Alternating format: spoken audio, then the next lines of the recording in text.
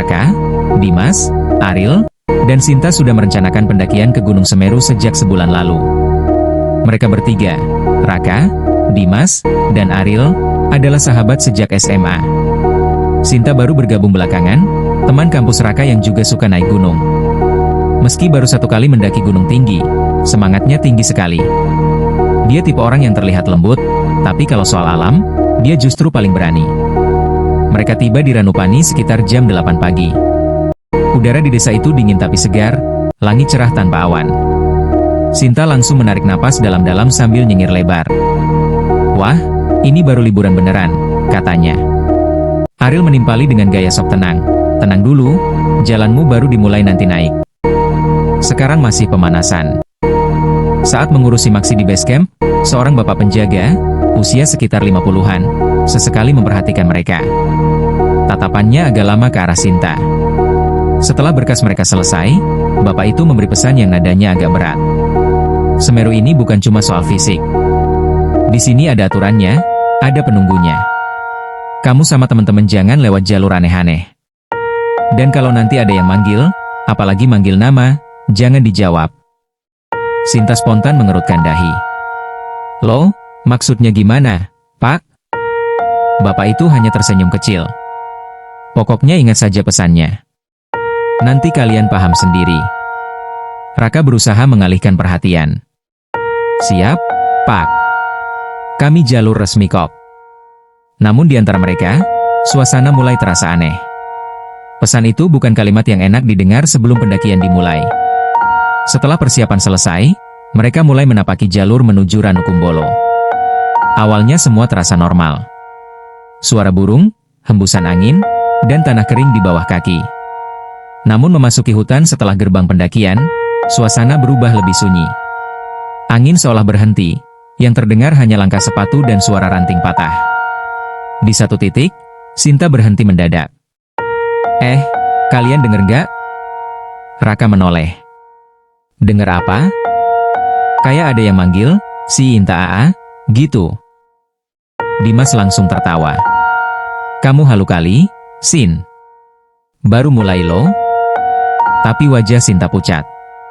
Dia yakin benar mendengar seseorang memanggil namanya dari dalam hutan, samar tapi jelas. Bukan suara perempuan, lebih seperti suara berat yang ditarik panjang. Dia mencoba mengabaikan, tapi bulu kuduknya sudah meremang. Perjalanan dilanjutkan. Namun beberapa belas menit kemudian, Raka yang paling depan juga merasakan ganjalan. Dari sudut matanya, ada bayangan hitam lewat di sisi kanan jalur, tapi ketika ia menoleh, tak ada apa-apa. Padahal gak ada angin, kok kayak ada yang jalan di semak-semak, gumamnya pelan. Dimas yang paling sok santai mendadak kehilangan suara cengengesannya. Ia melihat ada kain hitam menggantung di salah satu batang pohon, padahal itu bukan lokasi ritual atau tempat penanda apapun. Kain itu seperti berkibar pelan, padahal tanda-tanda angin juga tidak ada. "Rak, itu apa?" Dimas menunjuk dengan raut wajah tegang. Raka memicingkan mata. "Entahlah. Mungkin orang habis upacara? Tapi kok cuma satu?" Mereka semua sama-sama merasakan ada yang tidak biasa. Belum jauh dari situ, jalur mendadak sangat sepi. Tak ada pendaki lain yang lewat. Biasanya jalur Semeru ramai, tapi hari itu seperti mereka mendaki sendirian. Hutan terasa jauh lebih gelap dari seharusnya, padahal jam baru menunjukkan hampir siang. Setelah berjalan sekitar setengah jam lagi, Sinta kembali terhenti. "Aku dengar lagi," bisiknya. Kali ini suaranya bergetar. Masih suara orang manggil nama aku. Dari belakang. Raka langsung merinding. Ia menoleh ke jalur belakang, yang terlihat hanyalah lorong hutan memanjang, gelap, dan kosong. "Cepat jalan. Jangan nengok lagi," kata Raka, suaranya lebih tegas. Seolah ada yang menonton mereka dari balik pepohonan, mereka mempercepat langkah. Tidak ada yang bicara. Bunyi langkah kaki mereka terdengar seperti gema, berulang-ulang, seperti ada langkah lain mengikuti dari jauh. Saat itulah Ariel, yang dari tadi paling riang, tiba-tiba berkata datar. "Kayak, ada yang jalan bareng kita, ya?" Mereka semua terdiam. Karena masing-masing sebenarnya sudah merasakannya sejak tadi. Pendakian baru dimulai, tapi tanda-tanda buruk sudah muncul satu persatu. Dan tak ada dari mereka yang tahu bahwa gangguan itu baru permulaan. Setelah melewati jalur hutan yang sunyinya tidak wajar, mereka akhirnya melihat area yang mulai terbuka. Cuaca berubah sedikit berangin, dan sinar matahari yang menembus celah pepohonan membuat mereka lega. Setidaknya suasana tidak sesuram tadi. Jalur curam mulai berganti dengan tanah berbatu. Sebentar lagi sampai Watu Rejeng, kata Raka, mencoba membangun mood. Ariel kembali bersikap ceria sambil meregangkan kaki. Akhirnya ada view juga. Dari tadi kayak di lorong rumah kosong. Namun ketenangan itu tidak lama. Begitu mereka menginjak jalur tebing Watu Rejeng, suasana berubah lagi. Tebing ini dikenal indah. Jika cuaca cerah, jurangnya terlihat biru kehijauan. Tapi hari itu berbeda. Langit tiba-tiba memutih seperti tertutup selaput kabut tipis. Jurang yang biasanya terlihat dalam, seakan tertutup bayangan gelap yang tidak jelas asalnya. Sinta memegang lengannya sendiri. Kok hawanya dingin banget di sini? Padahal matahari sedang tinggi. Dimas yang berjalan di depan mendadak berhenti. Tubuhnya kaku, matanya tak berkedip mengarah ke sisi tebing. Rak! Ariel! Sin, lihat itu. Di ujung jalur tebing, berdiri sosok seperti pendaki. Tubuhnya tegap, memakai jaket merah menyala, rambutnya tertutup buff hitam. Tetapi yang membuat mereka merinding bukan penampilannya, melainkan posisinya. Ia berdiri menghadap jurang, tubuhnya condong seolah sedang melihat sesuatu jauh ke bawah. Pendaki lain mungkin, bisik Sinta, mencoba positif. Namun Raka menggeleng. Tadi kita nggak lihat ada yang nyusul atau di depan kita. Lagian itu posisi bahaya banget. Mereka berjalan perlahan mendekat. Tapi anehnya, semakin dekat mereka, sosok itu seperti menjadi lebih kabur. Warnanya memudar, padahal jaraknya tinggal beberapa meter. Dimas mengangkat tangan, berniat memberitahu. Mas, hati-hati di. Belum sempat selesai, sosok itu menghilang. Benar-benar hilang, seolah larut dalam kabut tipis yang berhembus. Tidak ada bayangan, tidak ada suara langkah, tidak ada gerakan kecil sekalipun. Sinta spontan menutup mulut. Astagfirullah. Ariel melangkah mundur. Itu, barusan hilang gitu aja, kan? Bukan cuma aku yang lihat, kan? Bukan cuma kamu, jawab Raka pelan. Mereka semua merasakan hawa di sekitar Watu Rejeng berubah berat. Seperti ada ribuan mata mengintip dari balik tebing. Angin yang tadinya dingin terasa menampar kulit dengan kasar. Berjalan melewati tempat sosok itu berdiri membuat lutut mereka lemas. Sinta merasa dadanya sesak, seolah ada sesuatu yang menumpuk di belakang punggungnya. Cepetan lewat, jangan lama-lama, kata Raka. Namun begitu melewatinya, gangguan lain muncul. Dari arah jurang, terdengar suara gesekan batu. Sedikit. Pelan. Lalu semakin keras. Seperti ada sesuatu sedang merangkak dari bawah. Astaga, jangan lihat ke bawah, teriak Ariel spontan. Tapi terlambat. Dimas sudah menengok ke arah suara. Ia langsung pucat, matanya membesar. Rak, ada tangan, sumpah aku lihat tangan, tangan hitam, kayak merayap di batu. Raka menariknya cepat-cepat. Udah. Jangan lihat apa-apa. Jalan. Mereka bergegas meninggalkan tebing itu. Tak ada yang berani menoleh lagi. Suara gesekan batu terus terdengar beberapa detik, lalu hilang begitu saja, seolah makhluk itu memang hanya ingin memastikan mereka melihat keberadaannya. Setelah melewati tebing, barulah mereka menemukan tempat datar untuk istirahat. Nafas mereka masih memburu. Sinta duduk sambil memeluk lutut, wajahnya pucat. Aku tadi lihat bayangan kaki di belakang kita, ucapnya lirih. Kaki siapa? Tanya Ariel. Kakinya tinggi. Kayak bukan manusia. Raka menarik napas panjang. Oke, dengar. Kita nggak boleh panik. Gunung ini dari dulu memang banyak kisah gitu. Yang penting jangan mancing, jangan ngomong sembarangan. Ariel yang biasanya suka bercanda mendadak sangat tenang. Itu sudah cukup menunjukkan bahwa apa yang mereka lihat bukan hal biasa. Mereka melanjutkan perjalanan sambil berusaha tidak membahas kejadian itu. Namun sejak kejadian tadi, langkah mereka terasa berat. Jalur seperti lebih panjang dari biasanya. Setiap suara ranting patah membuat mereka refleks menoleh. Dan ketika mereka mendekati kawasan yang mulai menurun menuju Oro-Oro Ombo, Sinta mendengar lagi suara dari belakang. Sin, Taa. Bedanya kali ini, suara itu jauh lebih dekat dan lebih jelas.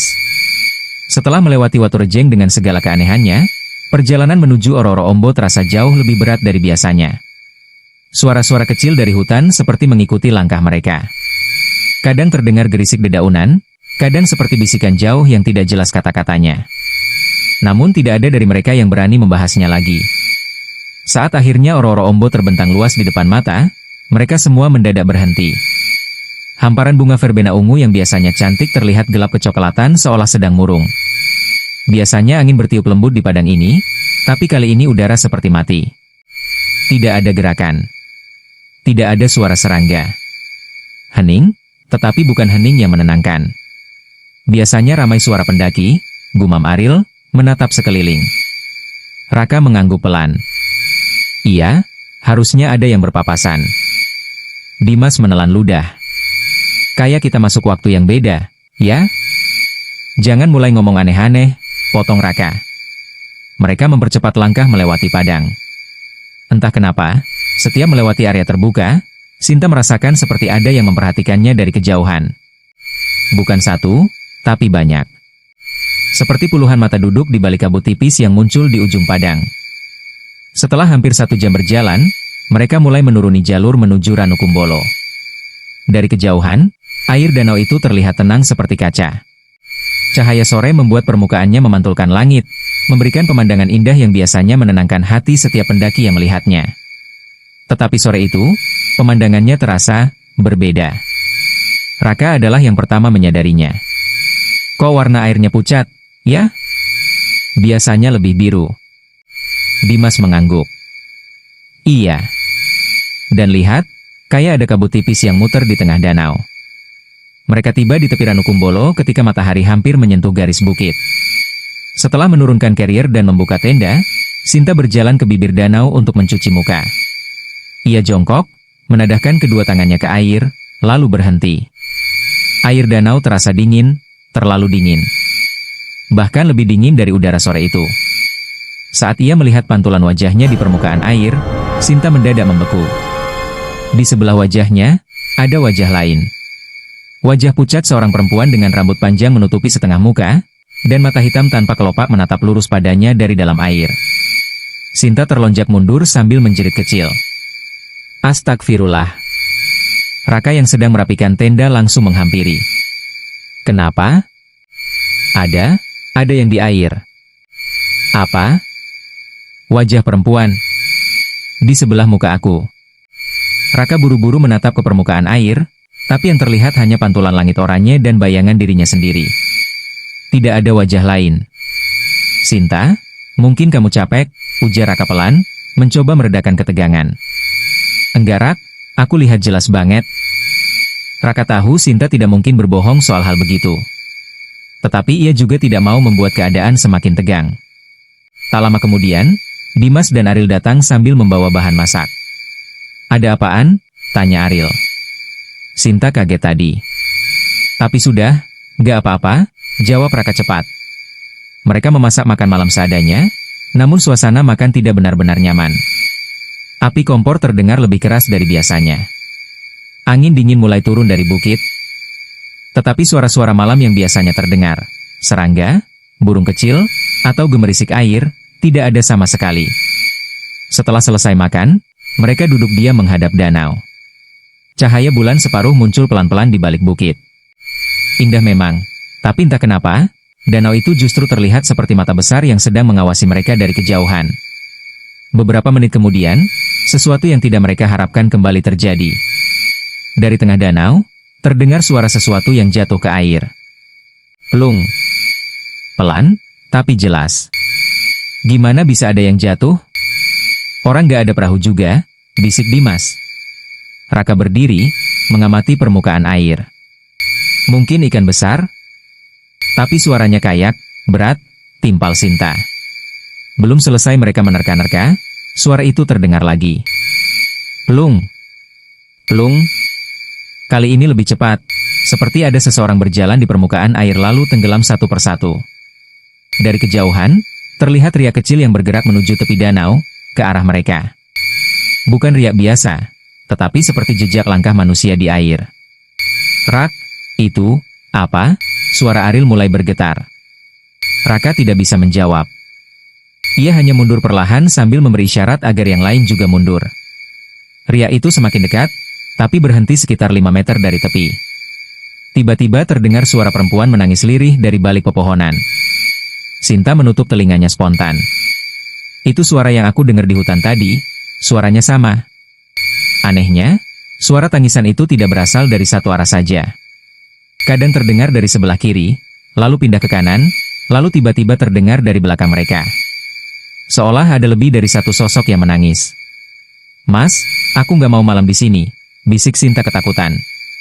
Namun Raka tahu mereka tidak bisa kemana-mana. Malam sedang turun. Suhu mulai turun drastis. Hutan makin gelap. Dan seolah memperjelas bahwa mereka bukan sendirian. Permukaan danau tiba-tiba beriak pelan, membentuk lingkaran kecil. Lalu dari riak itu, muncul bayangan hitam memanjang seperti rambut yang mengambang di air. Raka menelan ludah keras. Teman-teman, masuk tenda sekarang. Gangguan di Ranukumbolo baru saja dimulai. Dan itu bukan yang terakhir. Malam di Ranukumbolo benar-benar tidak bersahabat. Angin turun begitu cepat, membuat tenda mereka bergetar setiap beberapa detik. Di luar, suara langkah samar kadang terdengar seperti seseorang sedang berjalan mengelilingi tenda. Raka berkali-kali membuka resleting sedikit untuk memastikan tidak ada siapa-siapa. Tapi setiap kali ia melihat keluar, hanya kegelapan hutan dan permukaan danau yang sunyi. Baru menjelang subuh mereka bisa tidur sebentar. Ketika matahari naik, suhu mulai menghangat dan suasana sedikit lebih tenang. Mereka buru-buru beres-beres dan memutuskan melanjutkan perjalanan ke Kalimati. Tidak ada satupun dari mereka yang ingin tinggal di Ranukumbolo lebih lama. Semoga hari ini lebih normal, kata Raka sambil menggendong carrier. Tolonglah, gumam Sinta, wajahnya masih pucat. Perjalanan menanjak menuju tanjakan cinta dimulai. Biasanya bagian ini melelahkan tapi menyenangkan. Namun hari itu, udara di sekitar mereka seperti lebih berat. Nafas terasa lebih pendek, dan hutan di kiri kanan jalur begitu sunyi. Mereka bahkan tidak mendengar suara burung sama sekali. Ariel yang biasanya paling banyak bicara kini paling sepi. Tatapannya lebih sering melihat ke belakang, seolah ada sesuatu yang mengikutinya sejak dari danau. Saat mereka mencapai puncak tanjakan cinta dan hendak menuruni sisi lainnya menuju Ororo Ombo kembali, Raka berhenti. Ia merasakan ada sesuatu yang janggal. Jalur turun yang biasanya lebar itu kini terlihat lebih sempit dan gelap, seolah pepohonan memanjang sampai menutupi sebagian tanah. Kok jalurnya kayak beda, ya? Tanya Raka. Aku juga ngerasa begitu, jawab Dimas. Ariel menelan ludah. Bisa jadi kita salah ambil jalur. Tidak mungkin, tegas Raka. Ini jalur utama. Harusnya jelas. Namun setelah beberapa menit menuruni jalur itu, pemandangan yang mereka lihat tidak sesuai ingatan. Biasanya dari atas bukit mereka langsung melihat padang luas Ororo Ombo. Tapi sekarang, di depan mereka hanyalah hutan rapat dengan pepohonan tinggi yang berdiri berdekatan. Seperti tembok besar yang menutup pandangan. Rak, ini bukan jalur Semeru, kata Sinta dengan suara gemetar. Raka memeriksa GPS dan kompasnya, tapi yang terlihat hanya pergerakan garis acak seperti sinyalnya kacau. Kompasnya muter. GPS-nya nggak stabil, ujar Raka. Rak, jangan bercanda, kata Dimas gugup. Ini serius. Aku juga serius. Entah kenapa semua alat kita nggak normal. Hening beberapa detik. Ariel mengusap tengkuknya. Kayak ada yang nyasarin kita. Mereka memutuskan mengikuti jalur sempit itu sambil berharap bisa menemukan persimpangan atau pembuka ke daerah terbuka. Namun semakin mereka berjalan, pepohonan semakin rapat. Cahaya matahari bahkan hampir tidak bisa menembus ranting-ranting tinggi di atas mereka. Udara semakin lembab dan dingin, seperti ruangan yang sudah lama tidak dijamah manusia. Tak lama kemudian, mereka memasuki suatu area lapang kecil. Di tengahnya berdiri sebuah pohon besar dengan batang yang jauh lebih lebar dari pohon lain di sekitarnya. Di salah satu dahannya, yang rendah, tergantung kain hitam kumal, sobek di beberapa bagian. seperti bendera tua yang dibiarkan lapuk bertahun-tahun. Sinta mundur satu langkah. Aku udah lihat kain itu kemarin, di hutan, sebelum Watu Rejeng. Ya Tuhan, Dimas menutup wajahnya dengan kedua tangan. Kita balik ke tempat sama. Tidak, ini beda. Yang kemarin cuma kain kecil. Yang ini, Ariel menunjuk pelan. Kayaknya, lebih tua. Raka mendekati pohon dengan hati-hati. Begitu ia berada sekitar 2 meter, angin dingin tiba-tiba berhembus, membuat kain hitam itu berkibar pelan.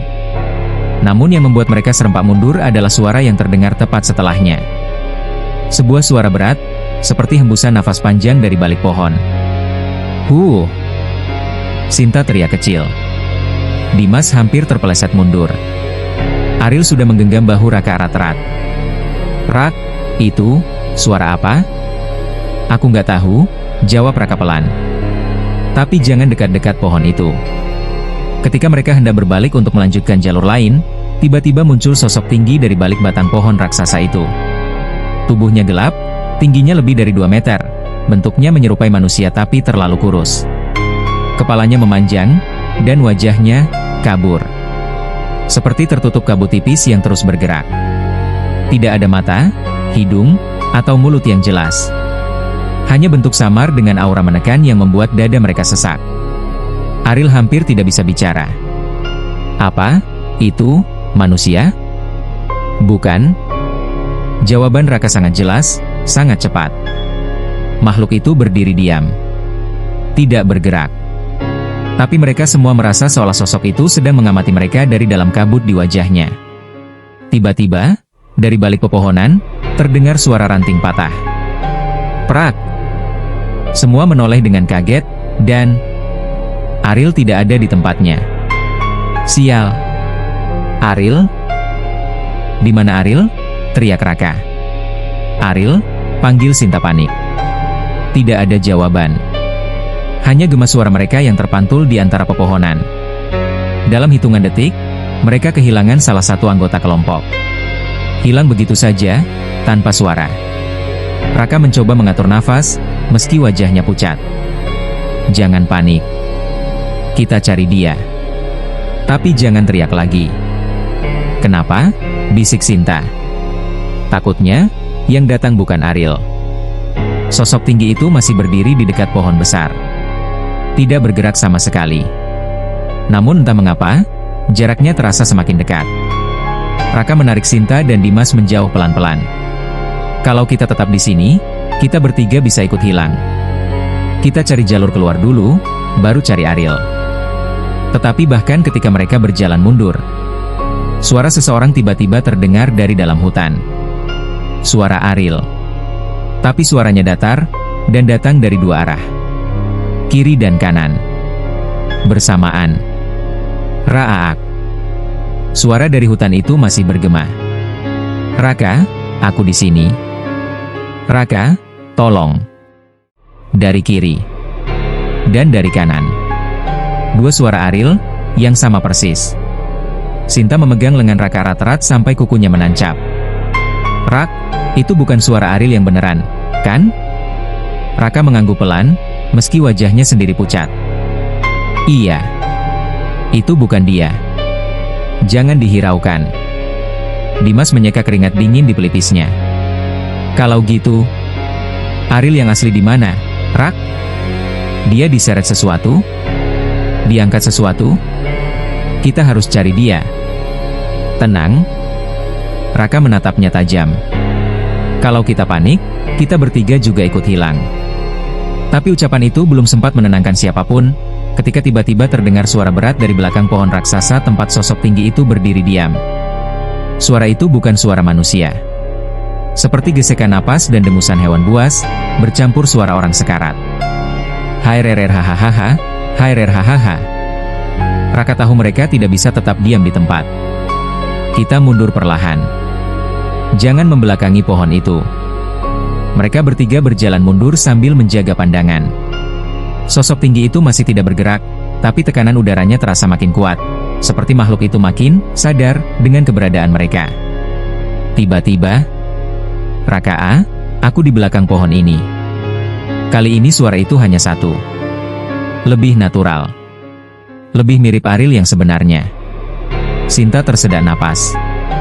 Rak, yang tadi beda. Tapi ini kayak suara dia beneran. Bisa jadi jebakan, bisik Raka. Makhluk yang sama bisa meniru suara. Kita nggak bisa asal percaya.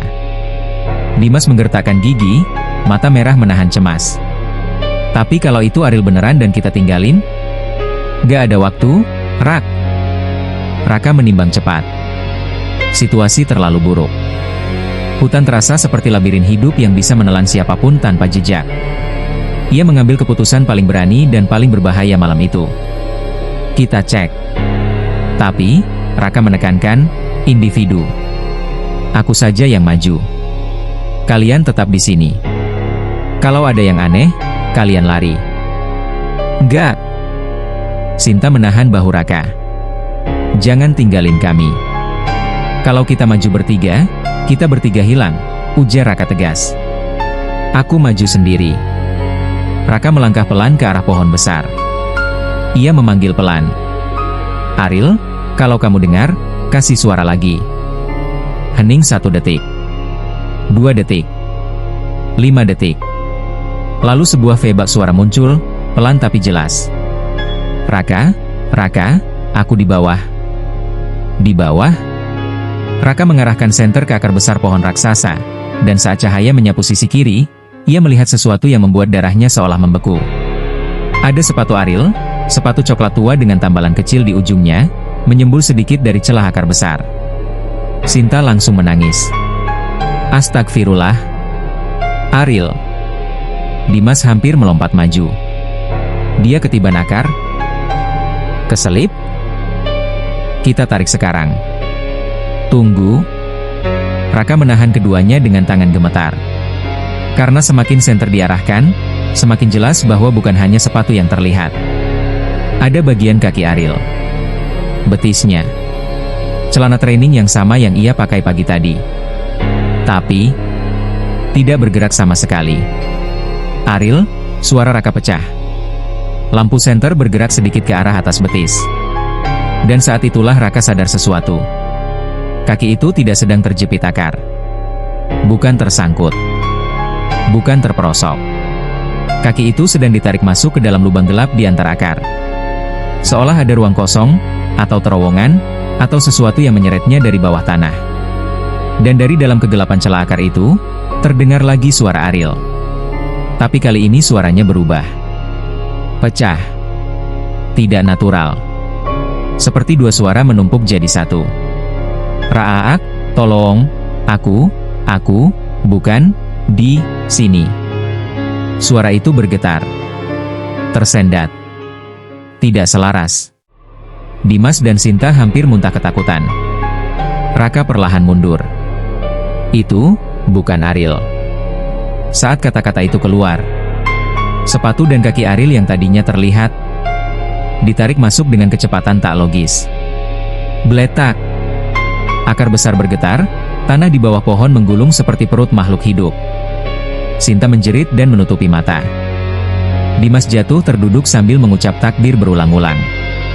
Dari balik celah akar, suara yang baru saja meniru Ariel berubah menjadi suara lain. Suara berat, dalam, dan jauh lebih tua. Sudah.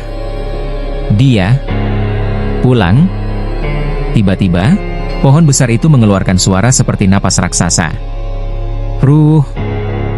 Dan sosok tinggi yang sejak tadi berdiri diam di balik pohon itu mulai bergerak. Perlahan. Tapi pasti. Menggeser kaki panjangnya. Mencondongkan tubuhnya ke arah mereka. Seolah baru selesai menelan korban sebelumnya. Raka mengambil keputusan cepat. Lari. Sekarang. Dimas menarik Sinta sambil menangis. Raka menutup barisan belakang, dan begitu mereka berlari menembus jalur, suara langkah makhluk itu terdengar. Duk. Duk. Duk. Langkah berat, panjang, tidak seperti manusia. Jangan nengok, teriak Raka. Mereka bertiga berlari sekencang mungkin. Dimas hampir jatuh 2 kali, Sinta terisak tanpa henti, Dan Raka terus memeriksa bayangan panjang yang muncul di belakang mereka setiap beberapa detik. Sosok itu terus mengejar, perlahan, tapi tidak pernah berhenti. Sampai akhirnya cahaya tipis dari arah jalur utama muncul, seperti batas terakhir antara hutan yang hidup dan hutan yang memakan. Begitu mereka bertiga keluar dari area pohon raksasa itu, suara langkah makhluk itu berhenti mendadak.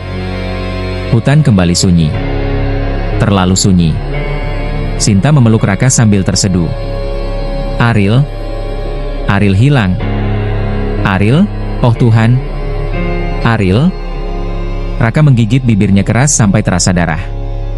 Dadanya seperti diremas. Aku janji, suaranya bergetar. Kita bakal balik. Kita bakal cari dia. Namun sebelum mereka sempat bergerak, dari dalam hutan, dari arah pohon raksasa itu, tiba-tiba terdengar suara Ariel. Pelan. Mendayu. Seperti sangat jauh. Rak, aku belum pulang. Sinta menjerit histeris. Dimas hampir pingsan. Raka hanya menatap gelapnya hutan, dengan mata yang penuh ketakutan dan rasa bersalah. Angin di Ranukumbolo malam itu bergerak aneh, seolah berhembus dari dua arah sekaligus. Raka, Dimas, dan Sinta berdiri terpaku di pinggir danau, napas mereka terengah, tubuh penuh luka dan lumpur. Mereka baru saja melewati malam penuh teror, kehilangan Ariel, dan hampir terseret ke dunia yang bukan milik manusia. Sinta menangis tanpa suara, matanya terus memandangi permukaan air yang beriak tenang. Ariel, dia masih di sana, aku tahu, suaranya bergetar. Dimas menggertakkan giginya. Kita harus kembali ke jalur barusan. Dia pasti. Tidak, potong seseorang dari belakang mereka. Suaranya dalam, tenang, tapi membawa getaran aneh yang membuat bulu kuduk berdiri. Ketiganya menoleh. Seorang pria berusia sekitar 40-an, dengan jaket lusuh dan tas carrier yang terlihat jauh lebih tua dari usianya, berdiri di tepi api unggun kecil. Wajahnya keras, penuh garis pengalaman, namun matanya, hitam pekat dan dalam, seperti menyimpan sesuatu yang tak bisa dijelaskan. Raka menelan ludah. Bang, abang siapa? Pria itu menatap mereka satu persatu. Namaku Mahendra, jawabnya pelan. Kalian memanggil sesuatu yang tidak boleh dipanggil. Dan teman kalian terseret. Sinta menegang. Abang tahu di mana Ariel? Tolong bilang dia masih hidup. Mahendra menghela napas panjang. Hidup? Atau sesuatu yang mirip hidup? Dia masih di antara dua batas. Ucapan itu membuat kaki Raka lemas. Dimas maju satu langkah. Bang, kalau abang tahu caranya, tolong bantu kami. Kami mohon. Mahendra duduk bersila di depan api, lalu menutup mata. Api unggun mendadak berkobar lebih tinggi, padahal tidak ada kayu tambahan. Dengarkan baik-baik. Suara Mahendra berubah lebih dalam, seakan dua orang berbicara sekaligus. Aku keturunan Rakrian Mahesa Wulung, penjaga spiritual Majapahit. Leluhurku menjaga jalur timur, termasuk Semeru. Ilmu kami bukan untuk disombongkan, hanya digunakan ketika dunia manusia sudah disentuh dunia lain. Raka, Dimas, dan Sinta saling pandang. Mereka tidak sepenuhnya mengerti, tapi tubuh mereka merinding. Mahendra kemudian berdiri. Dari dalam tasnya, ia mengeluarkan sebuah keris kecil, bilahnya berpendar samar seperti cahaya kuning susu, bukan pantulan api. Ini keris Pancanala. Senjata warisan yang bisa memotong batas dua alam. Sinta terisak. Jadi abang bisa bawa Ariel kembali? Mahendra mengangguk sekali. Bisa. Tapi tidak tanpa pertarungan. Mahendra meminta mereka untuk duduk melingkar. Ia menancapkan keris itu ke tanah, tepat di tengah lingkaran. Angin mendadak berhembus kencang, membentuk pusaran debu halus. Tutup mata kalian. Apapun yang kalian dengar, jangan buka. Jangan panggil siapapun selain aku. Begitu kata-kata itu terucap, dunia seolah terbalik. Raka mendengar jeritan. Sinta merasakan udara menjadi sangat dingin. Dimas mencium bau tanah yang basah bercampur darah. Mahendra berdiri di luar lingkaran, tubuhnya memancarkan cahaya tipis seperti kabut keemasan.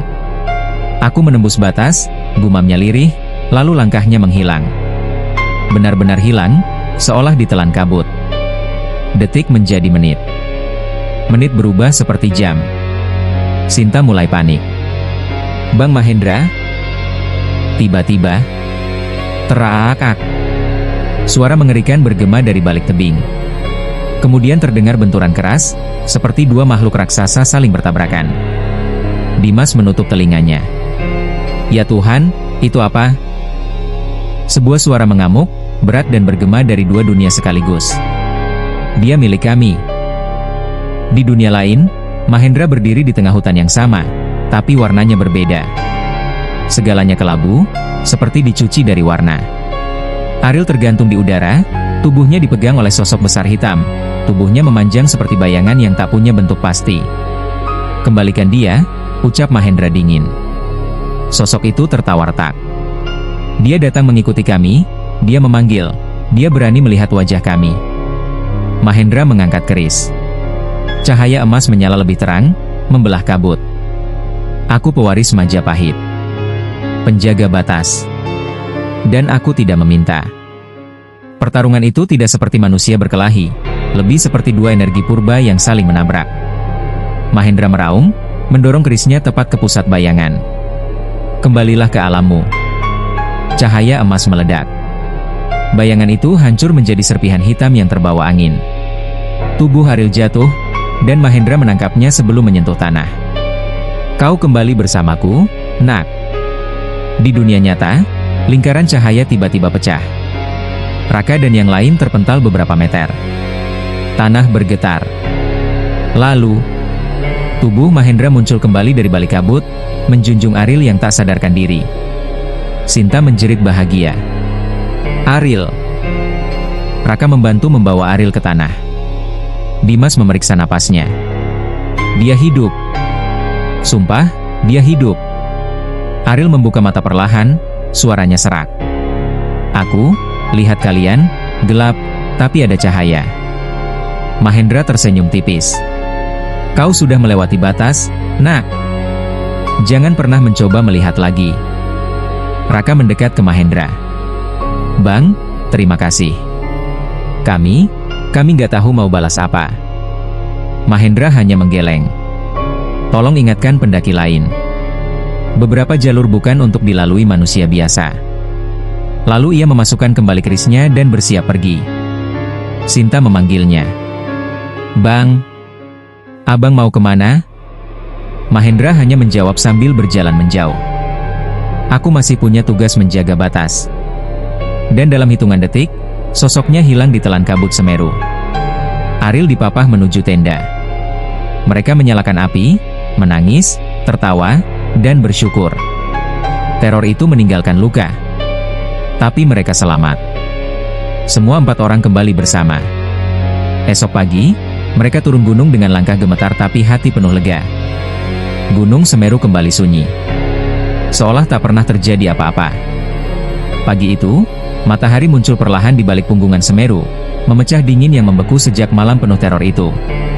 Embun masih menempel di rumput, dan samar-samar suara burung mulai terdengar kembali seperti menandai berakhirnya badai panjang yang menyesakkan napas.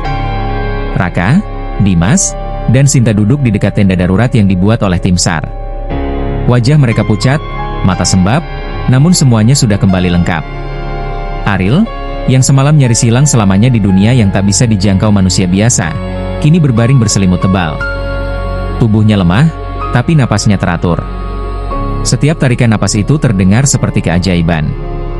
Dan sedikit jauh dari mereka, berdiri sosok lelaki, dengan wajah keras namun teduh, Mahendra, yang menyelamatkan Aril dari pelukan makhluk gaib penjaga jalur itu. Ia berdiri memandangi puncak Mahameru, seakan ada percakapan sunyi antara dirinya dan para leluhur yang tak bisa didengar oleh telinga manusia biasa. Raka berjalan mendekat dengan langkah pelan. Bang, benar tidak apa-apa? Semalam Bapak seperti bertarung sendirian melawan sesuatu. Mahendra tersenyum kecil, menepuk bahunya. Lereng-lereng ini memang bukan tempat sembarang orang. Ada batas yang tak terlihat oleh mata. Kalian sudah melewatinya, karena itu penjaganya marah. Dimas menelan ludah keras-keras. Kalau bukan karena abang, mungkin kami, mungkin Aril. Mahendra memotong dengan lembut, kalian diselamatkan bukan oleh saya saja. Leluhur Majapahit yang menjaga saya, ikut turun tangan. Pusaka ini, ia menyentuh gagang keris Pancanala yang terselip di pinggangnya, bukan untuk digunakan sembarangan. Tapi semalam, sudah waktunya. Sinta ikut mendekat, suaranya pelan namun tulus. Terima kasih, Bang. Kami gak akan bisa balas kebaikan ini. Mahendra hanya menggeleng. Bukan tentang balas budi. Ini tentang menghormati tanah tempat kaki berpijak. Gunung itu hidup, Le. Dan semua yang hidup punya aturannya. Aril yang sejak tadi terbaring akhirnya membuka mata. Lirih, ia berkata, Bang, waktu itu aku dengar suara banyak orang. Mereka memanggilku, tapi bukan suara manusia. Mahendra menunduk. Itu para penjaga. Mereka mencoba menahanmu supaya tidak bisa kembali.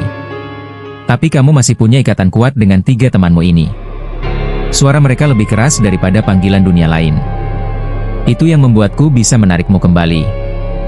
Air mata Sinta tak bisa ia tahan. Ia langsung memeluk Aril, disusul Dimas dan Raka. Keempatnya tenggelam dalam rasa syukur yang tak bisa diuraikan dengan kata-kata. Setelah keadaan tenang, Mahendra bersiap meninggalkan lokasi. Langkahnya pelan namun mantap, seperti seseorang yang sudah lama terbiasa berjalan di batas antara 2 dunia. Raka berteriak kecil, Bang, apa kami bisa ketemu abang lagi? Mahendra menatap mereka, senyumnya tipis namun penuh misteri. Jika Semeru mengizinkan, kita pasti bertemu lagi. Ingat, jangan pernah sombong pada alam. Semakin tinggi gunung, semakin tua penjaganya. Tak ada angin, namun kabut pelan-pelan turun menutupi sosok Ki Jati. Saat kabut itu tersiba oleh sinar matahari, Mahendra sudah tak ada. Seminggu kemudian, keempat sahabat itu berkumpul di rumah Aril. Luka fisik mereka mulai pulih, tapi bekas ketakutan masih terasa di mata masing-masing. Ada yang berubah nggak sih setelah kejadian di Semeru? Tanya Sinta hati-hati. Aril terdiam sejenak lalu bicara pelan. Kadang aku merasa seperti ada seseorang yang ikut menjaga. Bukan mengganggu, tapi mengawasi dari jauh. Raka tersenyum tipis. Mungkin Bang Mahendra. Mungkin, jawab Aril sambil menatap langit lewat jendela. Atau mungkin, penjaga gunung yang membiarkan kita pulang. Keempatnya mengangguk tanpa kata. Ada rasa hormat yang tumbuh, sesuatu yang sebelumnya tak pernah mereka pahami. Sejak hari itu, mereka tidak lagi melihat gunung sebagai tempat wisata saja, tapi sebagai ruang hidup yang memiliki dunia dan aturan sendiri. Sebelum malam tiba, Dimas menutup perkataan mereka dengan satu kalimat. Yang penting, kita sudah pulang. Dan pulang lengkap. Di kejauhan, angin berhembus pelan. Tidak ada yang tahu apakah itu hanya angin biasa, atau salam perpisahan dari seseorang yang berjalan di antara 2 dunia.